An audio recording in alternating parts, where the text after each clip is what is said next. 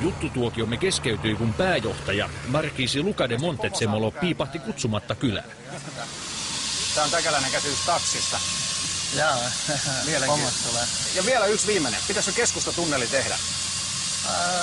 No jos sitä tarvitaan, että tietenkin nyt on paljon ruuhkaa nykyään, että helpottaisi samaa liikennettä. Okei, se yhteiskunnallisesta BS:stä. Jos sun pitäisi antaa amatöörille muutama vinkki, miten voi parantaa omaa ajosuoritusta, kun mennään kovaa tämän tyyppisellä pulikalla radalla? Mitä kannattaa ennen kaikkea pitää mielessä tai muistaa?